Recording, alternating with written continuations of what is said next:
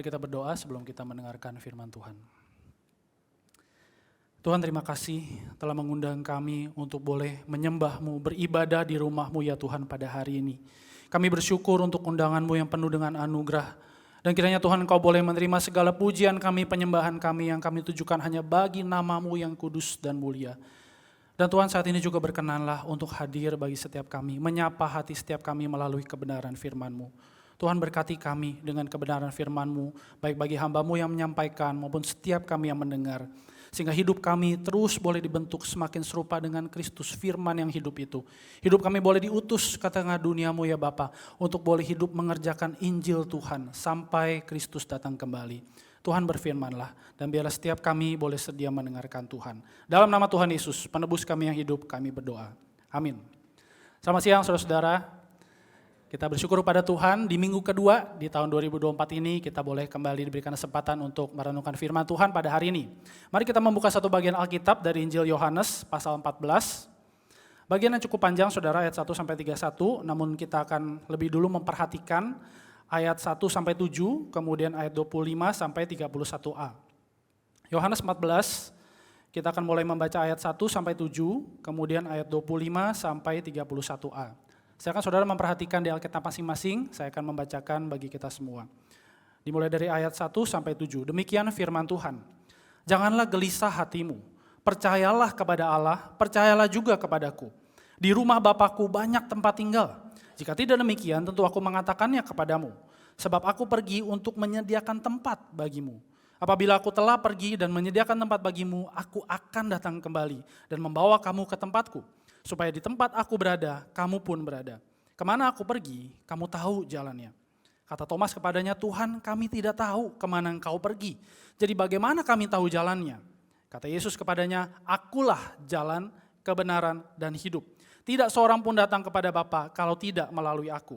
Jika kamu mengenal aku, kamu juga mengenal Bapa-Ku. Sekarang ini kamu mengenal Dia dan kamu telah melihat Dia. Ayat 25-31a. Semuanya itu kukatakan kepadamu selagi aku berada bersama kamu.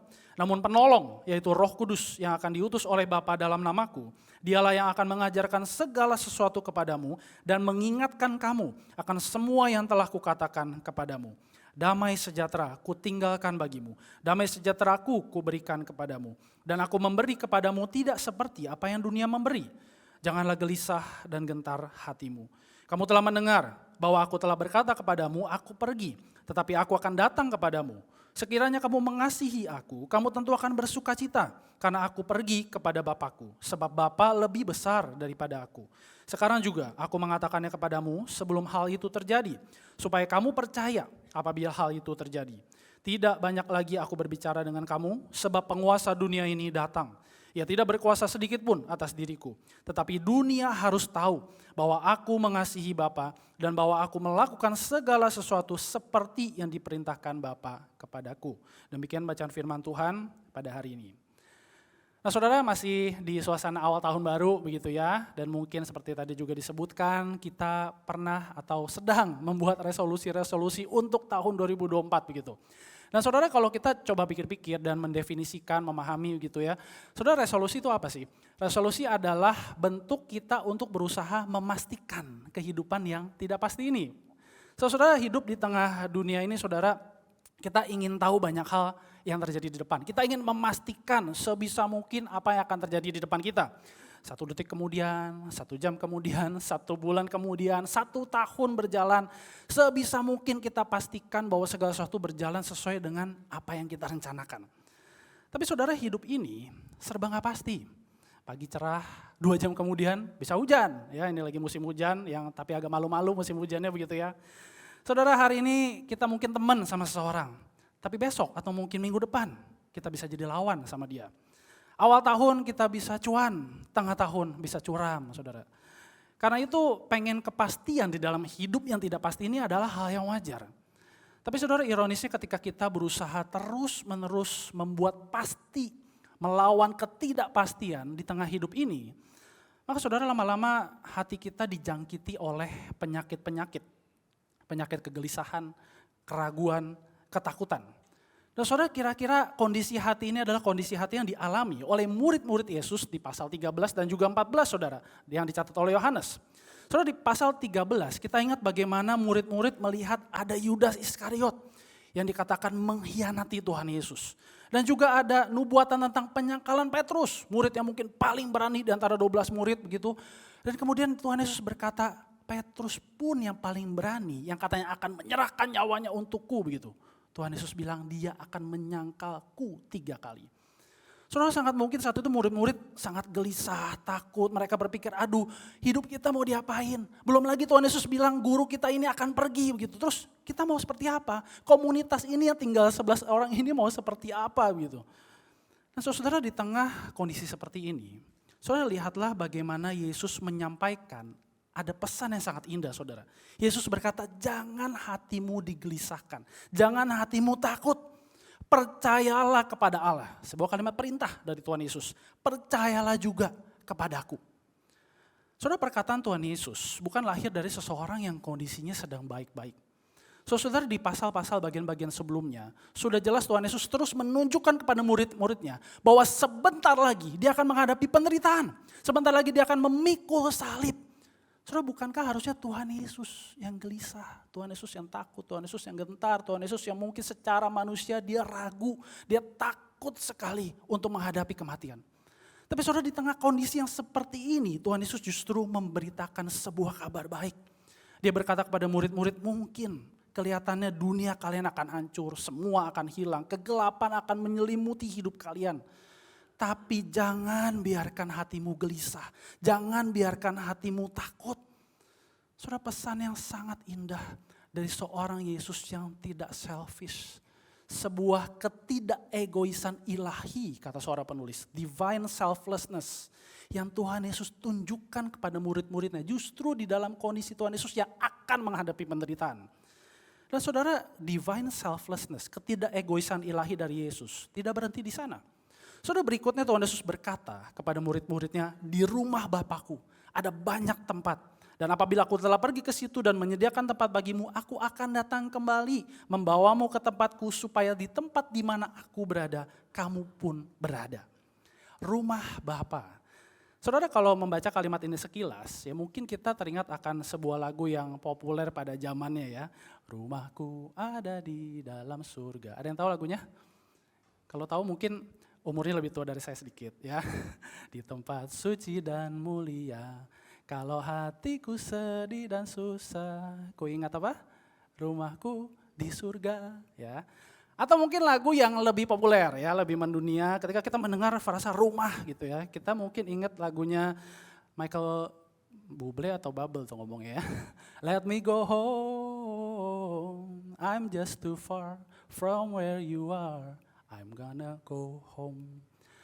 Saudara, ketika kita mendengar kata rumah, ada nuansa lega, nyaman, sukacita, dicintai, perasaan kangen mungkin, perasaan teduh, perasaan aduh akhirnya saya sampai di tujuan saya. Saudara, mungkin demikian juga nuansa yang kita bayangkan ketika kita mendengar kata rumah Bapa.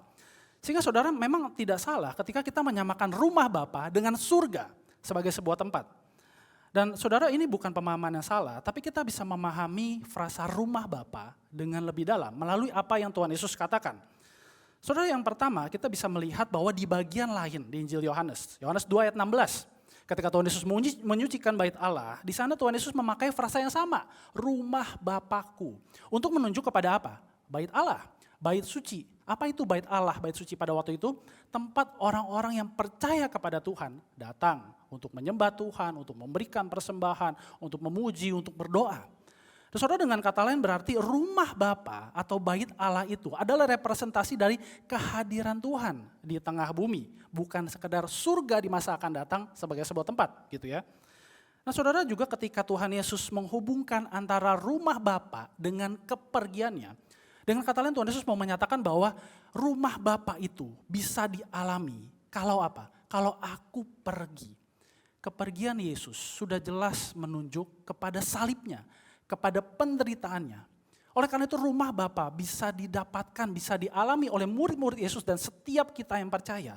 kalau Tuhan Yesus menggenapi rancangan keselamatan itu dengan kematiannya dan juga kebangkitannya. Dan soal Tuhan Yesus juga melanjutkan bahwa dia tidak hanya akan mati, tidak hanya akan bangkit, dia tidak hanya pergi, tapi dia akan datang kembali untuk membawa setiap orang percaya bersama-sama dengan dia. Saudara, janji Tuhan Yesus untuk datang kembali ini memiliki dua arti. Yang pertama adalah janji kedatangannya yang kedua. Advent yang kedua, pada akhir zaman ketika ciptaan baru digenapi dengan sempurna. Kita akan bersama-sama dengan Tuhan selama-lamanya, betul. Tapi janji ini memiliki makna yang kedua, yaitu janji kehadiran Roh Kudus. Bagaimana caranya Yesus yang sudah naik ke surga itu bisa membawa kita bersama-sama dengan dia mengalami rumah Bapa itu dengan karya Roh Kudus. Roh Kudus yang bekerja di dalam hati kita menyampaikan karya Yesus, siapa yang Yesus lakukan, dan selalu membawa kita dekat kepada Yesus. Saudara, dengan demikian rumah Bapa adalah lebih dari sebuah tempat. Rumah Bapa adalah kebesaran hati Bapa yang mengundang setiap anak-anaknya untuk berdiam bersamanya di dalam sebuah fellowship yang indah. Rumah Bapa adalah anugerah bagi kita untuk kita mengalami kehidupan dari Allah Tritunggal sendiri, the life of the Trinity itself. Saudara, inilah sebuah bentuk ketidakegoisan ilahi itu, divine selflessness. Dari Allah Tritunggal yang begitu melimpah kehidupannya dengan kasih, dengan kemuliaan, dengan belas kasihan. Tapi dia mengundang kita untuk bersama-sama dengan dia. Lintas zaman, lintas waktu, lintas tempat, bahkan sampai kekekalan. Namun saudara, kita perlu ingat bahwa salah satu ciri khas dari Injil Yohanes adalah dicatatnya kesalahpahaman demi kesalahpahaman. Ketidakmengertian demi ketidakmengertian dari orang-orang yang berbincang dengan Tuhan Yesus. Baik murid-murid atau mungkin orang-orang lain. Nah saudara, saya mengajak kita untuk lebih dulu melihat 3 kesalahpahaman dari 3 murid Yesus yang saya kira juga mewakili kesalahpahaman, ketidakmengertian dari murid-murid yang lain dan juga mungkin setiap kita, saudara. Baru setelah itu kita akan bersama memahami bagaimana Yesus menjawab akan setiap kesalahpahaman ini. Saudara, kesalahpahaman pertama datang dari seorang Thomas. Thomas salah mengerti mengenai jalan kepada Bapa. Dia berkata kepada Tuhan, Tuhan kami tidak tahu kemana engkau pergi. Jadi bagaimana kami tahu jalannya? Tuhan kami nggak tahu, engkau tuh mau kemana, tujuan pergimu kemana. Lalu bagaimana kami bisa tahu jalannya, jalan ke sana. Terus sebelum kisah ini, Thomas pun pernah menyatakan ketidakmengertiannya, kesalahpahamannya. Yaitu ketika Yesus akan pergi untuk membangkitkan Lazarus, tapi di tengah kondisi itu adalah ada orang-orang Yahudi yang berusaha untuk membunuh Yesus, melempari Yesus dengan batu. Thomas waktu itu salah paham berpikir, waduh guru saya mau mati konyol kan. Ya sudahlah, saya ikut, ayo kita ikut bersama-sama untuk mati dengan Tuhan Yesus begitu. Dan kali ini saudara, Tuhan Yesus melihat Thomas salah paham lagi. Thomas berpikir bahwa jalan kepergian yang akan Yesus tempuh melalui salib itu harus dipenuhi oleh mereka murid-murid saat itu juga. Padahal Tuhan Yesus sebelumnya sudah bilang saudara, saat ini kamu tidak bisa mengikut aku. Tuhan Yesus tegaskan juga kepada Petrus, kamu tidak bisa mengikuti kepergianku sekarang, nanti kamu akan mengikutinya. Dan di sisi lain saudara, Thomas juga tidak bisa memahami apa yang Yesus maksudkan ketika dia berkata bahwa dia akan pergi, menyediakan tempat dan datang kembali. Kesalahpahaman dari Thomas mengenai jalan kepada Bapa. Kesalahpahaman kedua saudara datang dari Filipus. Dia salah paham mengenai kesatuan Yesus dengan Bapanya. Bagi Filipus selama ini Yesus tidak menunjukkan siapa Bapa sih sebenarnya, siapa Bapa seutuhnya. Sehingga Filipus akan meminta direct akses langsung kepada Bapa. Ketika dia berkata kepada Yesus, tunjukkan Bapa kepada kami, maka itu sudah cukup bagi kami. Sebuah kesalahpahaman dari orang yang sudah lama kata Tuhan Yesus mengikuti dia. Kesalahpahaman yang ketiga, saudara, yang terakhir datang dari Yudas, bukan Yudas Iskariot tentunya begitu ya, Yudas yang lain. Ketika dia berkata, Tuhan apakah sebabnya engkau hendak menyatakan dirimu hanya kepada kami, bukan kepada dunia. Saudara, Yudas sedang mempertanyakan validitas Yesus sebagai Mesias. Seakan dia berkata kalau Yesus memang Mesias, kalau guruku ini memang Mesias. Kenapa dia cuma menunjukkan diri, kematiannya, kebangkitannya kepada kami. Selalu bilangnya kepadamu, kepadamu, kepada kalian, kepada kami. Kenapa dia nggak tunjukkan kepada dunia? Saudara, Injil Yohanes sebelumnya juga sudah mencatat perkataan yang serupa saudara. Di Yohanes pasal 7 ayat keempat dari saudara-saudara Yesus. Mereka berkata kepada Tuhan Yesus, sebab tidak seorang pun melakukan sesuatu di tempat yang tersembunyi jika ia mau dikenal luas. Jikalau engkau melakukan hal-hal yang demikian, mujizat-mujizat Yesus maksud mereka, tampakkanlah dirimu kepada dunia. Saudara, Yudas salah paham bagaimana Yesus menampakkan diri, menunjukkan diri kepada mereka dan bukan kepada dunia yang melawan dia.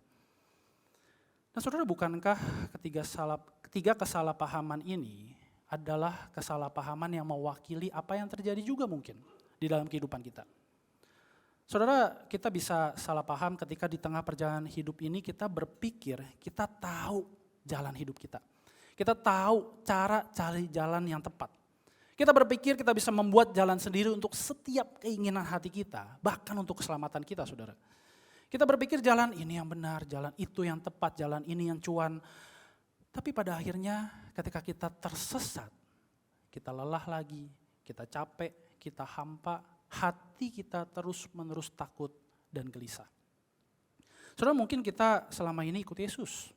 Kita mungkin senang mengalami kebaikan Yesus, mujizat Yesus. Tapi gak jarang kita merasa bahwa kok semua ini rasanya gak cukup ya. Kita merasa kehadiran Yesus masih kurang ajaib, kita terus-menerus meminta, mencari, dan pada satu titik kita capek lagi, lelah lagi, kita hampa, dan hati kita terus-menerus gelisah dan takut. Saudara, mungkin kita menganggap diri kita sebagai Kristen dan kita senang jadi murid Yesus.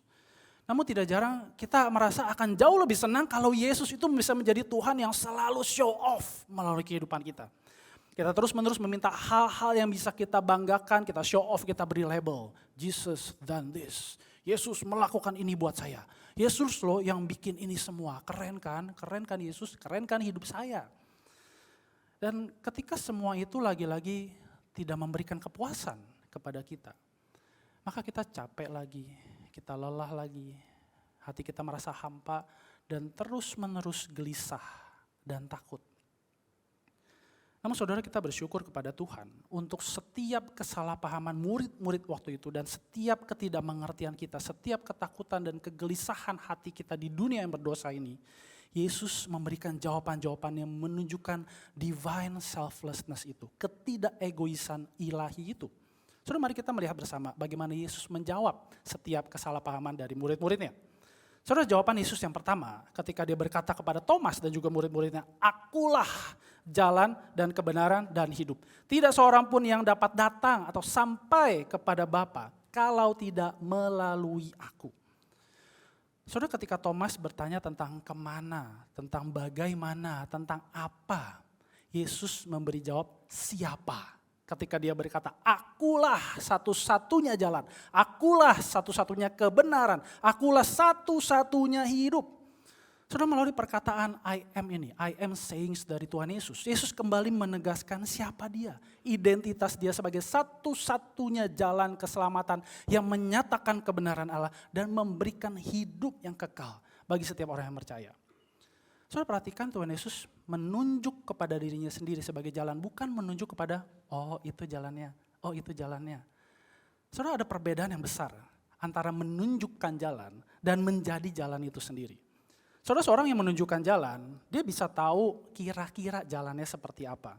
Kalau misalnya ada orang nanya, ke Bandung lewat mana ya? Oh bisa ditunjukkan, tapi detailnya mungkin orang itu nggak tahu, saudara. Nah saudara, orang-orang yang hanya menunjukkan jalan, dia mungkin tidak bisa mengantisipasi hal-hal yang di luar dugaan yang akan terjadi di sepanjang jalan. Namun saudara, jika seorang ada yang berkata, "Akulah jalannya," maka dia tahu betul jalannya seperti apa dari awal sampai akhir. Bahkan untuk hal-hal yang tidak terduga yang akan terjadi, dia tahu bagaimana menghadapinya. Dan dia akan menjadi apapun yang dibutuhkan seseorang untuk mengikutinya melewati jalan itu. Dan saudara, inilah yang Yesus katakan ketika dia berkata, I am the way, akulah jalannya. Saudara, dua orang penulis menjelaskan bagian ini dengan memberikan ilustrasi sebuah perjalanan begitu ya. Ketika kita menempuh sebuah perjalanan, maka kita tidak hanya harus berhadapan dengan sebuah jalan, tapi kita mungkin berhadapan dengan kelelahan, kita butuh istirahat dan lain sebagainya. Di tengah perjalanan kita bisa tersesat, kita tidak tahu jalan mana yang benar, mana yang salah. Pilihan yang mungkin bisa jadi berhubungan dengan hidup dan mati kita. Dan sudah tentu saudara, sebuah perjalanan harus memiliki tujuan akhir gitu ya. Demikian juga dengan perjalanan hidup kita di dunia yang berdosa ini. Dan ketika Yesus menunjuk dirinya sebagai satu-satunya jalan bagi kita, maka saudara, dia tidak hanya menjadi jalan itu, Tapi ketika kita lelah di tengah perjalanan, dia akan menjadi tempat peristirahatan bagi kita. Ketika kita hampir tersesat, Yesus akan memberitahukan kebenarannya, jalan mana yang benar. Dan saudara, ketika kita setia terus mengikuti Yesus, maka jalan itu akan menuntun kepada kehidupan yang kekal. Saudara, bukankah ini bentuk ketidakegoisan ilahi dari Yesus? Yang menunjuk dirinya sendiri, dia tidak menunjuk orang lain, dia tidak menunjuk jalan lain. Dia menunjuk dirinya sendiri sebagai satu-satunya jalan dan kebenaran dan hidup. Saudara, dunia ini menawarkan banyak sekali jalan. Banyak jalan menuju Roma, banyak jalan menuju surga. Tapi saudara, Yesus menunjuk dirinya sebagai satu-satunya jalan kepada keselamatan. Bukan jalan lain, bukan orang lain, bukan Allah yang lain. Tapi Yesus satu-satunya jalan. Melalui dia kita akan sampai ke rumah Bapa. Apakah kita mau mengikuti jalan satu-satunya ini? Itu jawaban yang pertama, saudara. Jawaban yang kedua, ketika Yesus berkata kepada Filipus, tidakkah percaya engkau bahwa aku di dalam Bapa dan Bapa di dalam aku? Percayalah kepadaku bahwa aku di dalam Bapa dan Bapa di dalam aku. Atau setidak-tidaknya percayalah karena pekerjaan-pekerjaan itu sendiri. Saudara, ketika Filipus menanyakan bagaimana Yesus dan Bapa bisa bersatu, Tuhan Yesus seakan memberitahukan bahwa kalau kamu belum bisa memahami kehidupan Allah Tritunggal ini, kamu lihatlah pekerjaan-pekerjaan yang aku lakukan. Saudara, karya-karya Yesus terlalu jelas menunjukkan bahwa dia dan Bapa adalah satu. Ketika Yesus bekerja, ketika Yesus melakukan perbuatan yang ajaib, di situ Bapa juga bekerja. Bapa menunjukkan kebesaran dan kemuliaannya, saudara. Saudara, ketika Yesus menyatakan pekerjaan-pekerjaan Allah yang besar, tidak ada yang dia sembunyikan. Seutuh-utuhnya semuanya sudah dia nyatakan melalui dirinya sendiri. Dan kalau sampai ada orang-orang yang tidak percaya bahwa dia dan Bapa adalah satu, lihatlah pekerjaan itu. Di sanalah terbukti Yesus dan Bapa adalah satu. Dan saudara, Yesus tidak hanya meminta murid-murid dan setiap kita untuk hanya percaya kepada pekerjaan Yesus, tetapi untuk melakukannya, saudara. Saudara, di ayat 12-14, di sana Tuhan Yesus mengatakan, siapa yang percaya kepadaku, dia akan melakukan pekerjaan yang aku lakukan dan pekerjaan yang lebih besar dari semua ini akan dia lakukan. Karena aku pergi kepada Bapa. Mintalah apapun yang kamu minta dalam namaku, aku akan melakukannya. Supaya Bapa dimuliakan di dalam anak. Jika kamu meminta sesuatu kepadaku dalam namaku, aku akan melakukannya. Nah, saudara, mungkin kita agak tergoda untuk berpikir, wah, apakah saya sebagai murid Yesus bisa melakukan hal-hal yang jauh lebih hebat, jauh lebih besar. Loh, Tuhan Yesus ngomong. Apalagi Tuhan Yesus bilang, mintalah apapun dalam namaku, maka aku akan memberikan. Wah, asik ya, saya bisa minta apa saja di dalam kehidupan ini dan Tuhan pasti akan memberikannya. Saudara, jangan salah fokus, jangan salah paham lagi begitu. Saudara, Tuhan Yesus sedang berbicara mengenai bagaimana kita diutus untuk boleh melanjutkan pekerjaan-pekerjaan Allah, bahkan lebih besar lagi. Kalau gitu saudara, apakah kita adalah orang-orang yang akan melakukan pekerjaan-pekerjaan yang lebih besar itu? Apakah kita sanggup? Saudara, jawabannya tidak dan iya. Saudara, kenapa tidak? Karena kita dan murid-murid Yesus adalah manusia biasa. Kita bukan Tuhan. Kehebatan-kehebatan kita nggak ada apa-apanya dibandingkan dengan apa yang Yesus sudah lakukan. Tidak, karena kebesaran dan kehebatan pekerjaan itu adalah tentang Allah, bukan tentang kita. Tapi saudara, jawabannya juga iya. Karena memang itulah tujuan pekerjaan Allah. Ya, karena itulah tujuan kerajaan Allah dinyatakan di bumi. Ya, karena kalimat ini lagi-lagi menunjuk kepada kehadiran Roh Kudus yang akan memampukan kita melakukan pekerjaan-pekerjaan yang lebih besar itu, saudara. Jawaban kedua dari Tuhan Yesus. Jawaban yang ketiga, saudara, Tuhan Yesus mengatakan, siapa yang mengasihiku, ia akan memegang perkataanku dan Bapakku akan mengasihinya dan kami akan datang kepadanya dan tinggal bersama-sama dengan dia. Saudara, ketika Yudas menanyakan validitas Yesus sebagai Mesias, kok Yesus kurang show off ya di dalam kehidupan saya, di dalam dunia ini. Saudara, jawaban Tuhan Yesus akan mempertanyakan validitas Yudas sebagai murid Yesus. Apa sih yang terpenting, apa yang mendefinisikan kamu sebagai murid Yesus? Apakah itu hal-hal yang bisa di-show off dari kehidupan kamu yang kamu beri label namaku Yesus begitu ya? Ataukah karena engkau sungguh mengasihi aku dan dikasihi oleh Bapa? Saudara, Yesus menekankan yang membedakan seorang murid Yesus dengan pengikut dunia bukan pada kemampuan Yesus untuk show off segala hal, tapi relasi yang terjadi di antara Yesus dan murid-muridnya. Ini adalah tentang siapa yang sungguh-sungguh mengasihi Allah dan dikasihi Allah. Dan orang-orang seperti ini saudara, termasuk setiap kita, jika kita sungguh-sungguh mengasihi Allah, maka yang kita dapatkan lebih dari sekedar show off-nya Allah di dalam hidup kita. Tapi kehidupan Allah itu sendiri hadir bagi kita. The life of Trinity itu lahir di dalam kehidupan kita. Saudara, menjadi murid Yesus bukan tentang showing off, tetapi tentang mengasihi dan dikasihi oleh Tuhan. Yang terutama dari kita sebagai murid Yesus, yang menjadi dasar dari semuanya, adalah ketika kita mengasihi Tuhan dan kita dikasihi oleh Tuhan. Sangat sederhana untuk diucapkan, tapi sulit sekali untuk dilakukan. Dan saudara, bagi setiap kita yang percaya sungguh mengasihi Yesus, Tuhan Yesus memberikan jawaban yang keempat, yaitu ketika Roh Kudus dikatakan diberikan kepada setiap orang percaya. Yesus berkata, aku akan meminta kepada Bapa, ia akan memberikanmu penolong yang lain, supaya ia menyertai kamu selama-lamanya, yaitu Roh kebenaran. Kalian mengenalnya karena ia menyertai kamu dan akan tinggal di dalammu. Saudara, ketika Tuhan Yesus berkata Roh kebenaran, Roh Kudus itu akan menjadi penolong yang lain. Saudara, bukan berarti selama ini Tuhan Yesus tidak menolong murid-muridnya, selama ini Tuhan Yesus tidak menolong kita, begitu ya. Saudara, bagian lain dari Alkitab, 1 Yohanes 2 ayat 1 berkata demikian.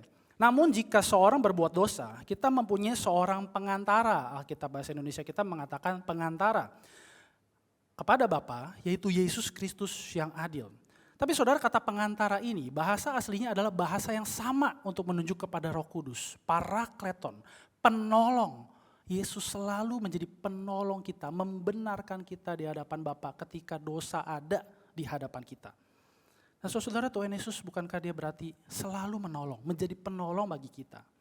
Dan ketika Roh Kudus dikatakan dia penolong yang lain, dia bukan sepenuhnya yang lain. Betul bahwa dia bukan Yesus, dia pribadi yang lain. Tetapi esensinya sebagai Allah, kualitas dari pertolongannya sama persis seperti yang Yesus sudah lakukan. Dia akan lakukan bagi murid-murid dan juga bagi setiap kita, saudara. Dan saudara, dengan kehadiran Roh Kudus di dalam hidup setiap murid Yesus, setiap kita, maka Roh Kudus mengerjakan setidaknya 2 peranannya. Yaitu dicatat dalam Injil Yohanes, mengajarkan segala sesuatu dan mengingatkan kita akan semua yang Yesus katakan kepada kita. Saudara, melalui perkataan ini Tuhan Yesus menunjukkan bahwa dia tahu betul apa yang murid-murid waktu itu butuhkan untuk menghadapi dunia yang berdosa.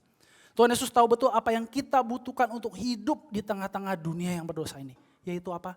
Kehadiran Roh Kudus bagi kita.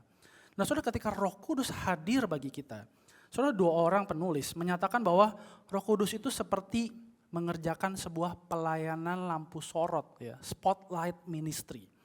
Saudara, kedua penulis ini berkata demikian. Ketika Roh Kudus hadir bekerja di dalam hidup kita, Roh Kudus seperti berdiri di belakang kita, melempar, mengarahkan sinarnya kepada Yesus yang ada di hadapan kita. Dan ketika melakukan itu, Roh Kudus akan berkata, jangan lihat saya, lihat Yesus. Jangan lihat saya, lihat kemuliaan Yesus. Kenal Yesus dan dengar firman-Nya. Kenal Yesus, datang kepada Dia, dapatkan kehidupan. Kenal Yesus, dapatkan sukacita dan damai. Saudara, dengan melakukan peranannya ini, maka kehadiran Roh Kudus membuktikan bahwa Allah bukan pribadi yang jauh. Dia pribadi yang dekat dengan kehidupan kita. Yesus bukan hanya Tuhan dan pribadi yang ada di masa lalu, tapi ada di masa kini dan seterusnya di dalam setiap konteks hidup kita masing-masing. Lagi dan lagi, inilah pertunjukan divine selflessness, ketidakegoisan ilahi itu. Roh Kudus akan mengabaikan namanya dan dia terus menunjuk kepada Yesus. Spotlightnya terarah kepada Yesus. Supaya kita terus menerus mengenal Yesus. Mengingat apa yang sudah Yesus katakan. Mengingat apa yang sudah Yesus lakukan bagi kehidupan kita. Nah saudara, ketika saya mencoba untuk mengingat beberapa momen dalam kehidupan saya dan berinteraksi dengan bagaimana Roh Kudus bekerja dalam hidup saya akhirnya diyakinkan bahwa Roh Kudus terus bekerja bagi saya. Saudara, ada masa-masa di dalam kehidupan saya di mana saya jadi perantau. Saya kuliah di Bandung, di seminari saya pergi ke Malang, di seminari saya praktek weekend, di Kabupaten Blitar begitu. Saya rasa saya jauh sekali dari rumah, saya jauh dari keluarga, saya jauh dari calon istri saya begitu yang ada di Samarinda. Dan di masa-masa seperti itu, Roh Kudus terus menemani saya sebagai sahabat yang baik Dia terus menunjukkan bagaimana Yesus hadir di dalam kehidupan saya. Saudara, ketika waktu itu papa saya mengalami operasi bypass jantung, ketika beritanya sampai kepada saya belum sampai ke Jakarta, saya takut sekali. Saya sampai ke Jakarta, lagi takut, disuruh jagain papa. Dan di saat-saat seperti itu, ketika saya bisa tetap tenang sekalipun ada ketakutan, saya tahu Roh Kudus menemani saya, memberikan penghiburan, pertolongan bagi saya, meyakinkan saya bahwa segala sesuatu ada di dalam kendali Bapa yang baik. Saudara, mungkin kita bisa melihat bagaimana pekerjaan Roh Kudus di dalam kehidupan kita. Saudara, mungkin itu momen ketika kita sebagai suami menunggu istri kita yang sedang akan operasi sesar untuk melahirkan. Atau kita sebagai anggota keluarga menunggu keluarga kita yang lagi di kemo karena kanker, dan di saat-saat itu Roh Kudus menghadirkan kasih Kristus yang memeluk kita. Mungkin itu pergumulan ketika kita sudah lama jadi Kristen, tapi ketika kita berdoa Bapa kami yang di surga, kita rasa sulit sekali mengucapkan kalimat itu karena kita memiliki relasi yang buruk dengan Papa kita. Namun di dalam perjalanan itu Roh Kudus terus-menerus mengingatkan kita bagaimana kita yang dulu adalah musuh Allah, kita diangkat menjadi anak Allah. Status baru kita adalah anak dari Bapa di surga. Dan dengan demikian kita bisa berdamai dengan Papa kita, dan doa kita bisa sungguh-sungguh menyebut Bapa kami yang ada di surga. Dan saudara, Tuhan Yesus menutup kisah ini, Yohanes 14, dengan memberikan shalom, damai sejahteranya bagi murid-murid waktu itu dan juga bagi setiap kita, saudara. Tuhan Yesus berkata, damai sejahtera aku tinggalkan bersamamu, damaiku kuberikan kepadamu, janganlah gelisah dan takut hatimu. Saudara, damai yang Tuhan Yesus berikan tidak sama. Dia katakan tidak seperti yang dunia berikan, tidak seperti bagaimana dunia memberikan damai. Saudara, dunia memberikan damai dengan cara-caranya sendiri. Ketika ada kebencian, kepahitan, takut, perang, persaingan, siapa yang menang atas semua itu, barulah bisa mengklaim, wah ada damai. Saudara, pemerintahan Romawi waktu itu menggalakkan Pax Romana, mengejar Pax Romana, damai Romawi. Tapi dengan cara apa? Perang, pedang yang berdarah-darah dan mengerikan. Tapi ketika Yesus berkata dia memberikan damai itu, dia memberikannya dari dirinya sendiri dan dengan menyerahkan dirinya sendiri melalui kematian yang mengerikan di atas salib. Saudara, D.A. Carson berkata bahwa damai yang Yesus berikan mempunyai 3 aspek. Yang pertama, damai itu mendamaikan kita dengan Allah. Kita yang tadinya musuh Allah, kita diangkat menjadi anak-anak Allah. Kita bisa menikmati keselamatan yang Allah berikan. Yang kedua, saudara, damai dari Allah itu akan mendamaikan kita dengan sesama. Ketika kita kesulitan untuk berdamai dengan orang-orang yang Tuhan tempatkan di sekitar kita. Ketika kita mungkin ada konflik yang rasanya secara manusia sulit untuk diselesaikan. Damai Kristus akan membuat kita bisa berdamai dengan sesama kita. Dan yang terakhir, saudara, damai Kristus itu adalah damai di dalam hati kita. Personal peace di dalam hati kita. Damai yang didasarkan pada iman yang memampukan kita bukan untuk menghindari masalah atau pergumulan yang berat, tapi untuk menghadapinya. Damai yang memberikan ketenangan yang berani untuk kita menghadapi segala badai dan gelombang kehidupan ini, saudara. Saudara, D.A. Carson berkata, kalau kita mau melihat seperti apa damai Yesus bekerja, dia katakan, lihatlah sepasang suami istri yang anaknya lahir prematur. Namun mereka sambil menangis, mereka terus berserah kepada Tuhan. Kok bisa begitu? Karena damai Yesus beserta mereka. Seorang yang baru percaya pada Yesus, tapi harus dikucilkan bahkan dianiaya oleh keluarga besarnya. Karena mereka menganut kepercayaan lain. Tapi dia terus menghadapinya dengan ketekunan iman dan ketabahan. Kok bisa? Karena damai Yesus beserta dengan dia. Seorang guru dikatakan yang harus kehilangan pekerjaannya karena ia mempertahankan integritasnya sebagai seorang Kristen.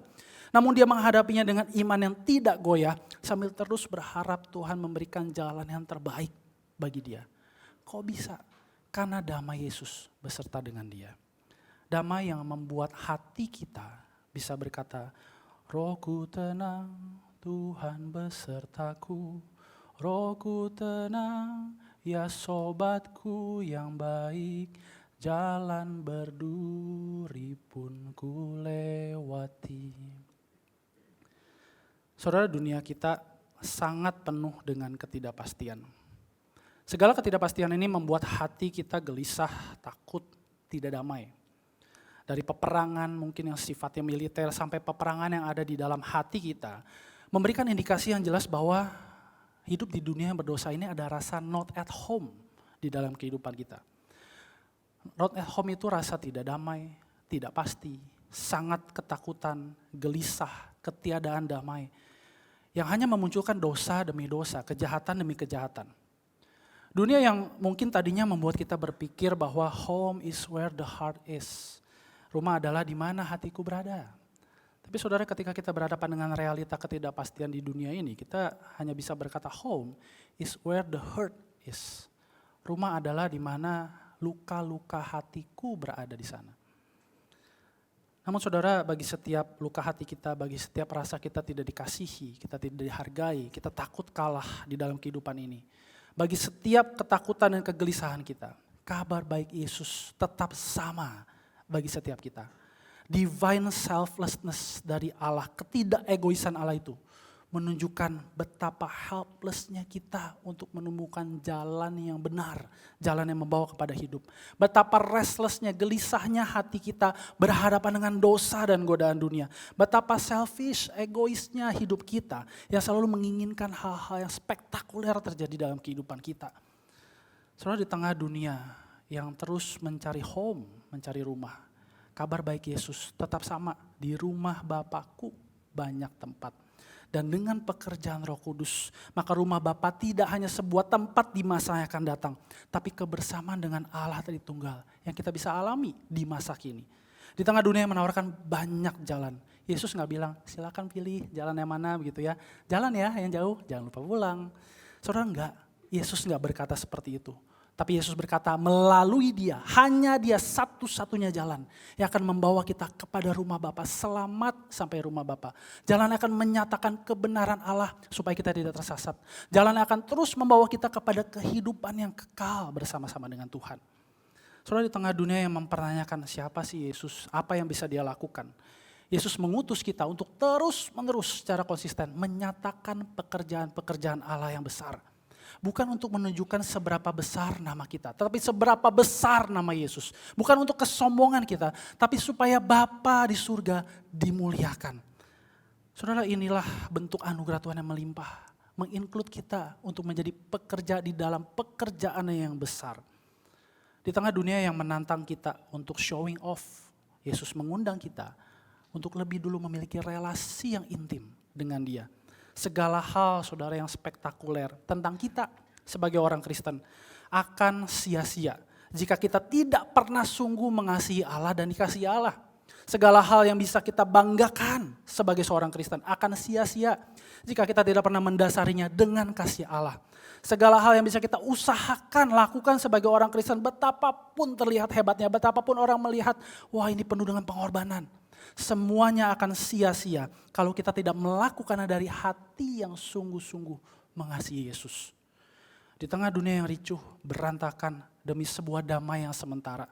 Damai yang Yesus berikan justru akan memampukan setiap kita untuk tenang sekalipun di tengah badai. Tetap teguh dan percaya sekalipun ada gelombang tekanan dunia. Damai akan membawa kita menang dari segala badai dan gelombang dan bukan untuk menghindarinya. Dan saudara, semua janji ini bisa dimungkinkan karena kita memiliki Allah yang selfless. Allah yang memberikan dirinya sendiri ketika Dia mengutus Roh Kudus mendiami hati kita, meneduhkan segala ketakutan dan kegelisahan kita, mengajarkan kita segala sesuatu tentang Yesus, mengingatkan kita tentang pengorbanan dan kisah keselamatan Yesus, supaya kasih Yesus, damai Yesus, salib Yesus, kuasa kebangkitan Yesus memenuhi terus kehidupan setiap kita. Sehingga hidup kita adalah hidup yang dipenuhi dengan kehidupan Allah Tritunggal. Saudara, mari kita merenungkan firman Tuhan ini melalui 2 pertanyaan refleksi. Saya mengajak kita untuk boleh mengambil waktu doa sejenak. Dan mari kita merenungkan firman Tuhan melalui 2 pertanyaan ini. Saudara, yang pertama, maukah saudara mengalami damai Yesus? Di tengah dunia kita yang terus menekan hati kita untuk takut, untuk gelisah karena berbagai hal. Hari ini Yesus memberikan undangannya yang meneduhkan. Maukah engkau mengalami damai Yesus? Damai yang tidak serta-merta membawa kita kabur dari pergumulan yang berat. Damai yang tidak serta-merta menyulap dan menghilangkan masalah kita. Tetapi damai itu pertama-tama mendamaikan kita dengan Allah. Dan kemudian memberikan ketenangan yang memberanikan kita untuk menghadapi setiap badai dan gelombang kehidupan bersama-sama dengan Tuhan. Dan yang kedua, saudara, dalam hal apa saudara rindu mengalami pekerjaan Roh Kudus? Mungkin itu adalah hal di dalam kehidupan keluargamu ketika engkau merasa kasih begitu kering di dalam keluargaku. Saudara, mintalah Roh Kudus bekerja, menyatakan kasih Yesus yang begitu besar. Kasih akan memulihkan hati setiap anggota keluargamu. Saudara, mungkin itu adalah hal di dalam pekerjaanmu. Ketika engkau merasa sudah mendapatkan segalanya, jabatan, karir, keuangan, kenyamanan, tapi hatimu tidak pernah puas. Mintalah kepada Roh Kudus untuk menyatakan damai Yesus yang meneduhkan hatimu dan memberikan kepuasan yang sejati bersama dengan Tuhan. Saudara, berdoalah kepada Tuhan. Kiranya Roh Kudus sungguh bekerja di dalam setiap hidup kita dan terus menyatakan Yesus bagi kita.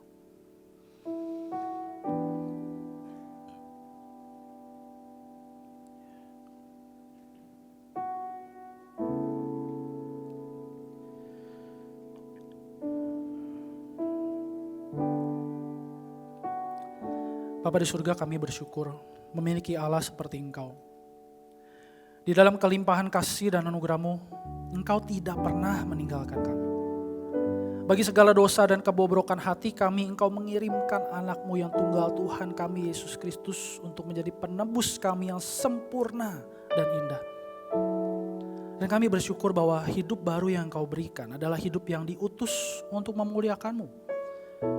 Engkau sudah memberikan Roh Kudus yang tidak pernah absen, selalu menyertai kami di dalam setiap perkara dalam hidup kami, besar ataupun kecil. Biarlah iman kami Bapa terus diteguhkan ketika kami tahu bahwa Roh Kudus terus menyertai kami untuk berjalan di jalan Yesus. Jalan yang membawa kami mengenal kebenaran yang sejati sehingga kami tidak tersesat. Jalan yang akan membawa kami terus kepada kehidupan yang sejati, kehidupan Allah Tritunggal itu boleh kami alami. Bawa kami ya Bapa ke tengah dunia-Mu, agar hidup kami sungguh dipakai menyatakan pekerjaan-pekerjaan Injil-Mu yang besar. Terima kasih ya Tuhan, dan dengarlah doa kami. Di dalam nama Tuhan Yesus, penebus kami yang hidup, kami berdoa. Amin.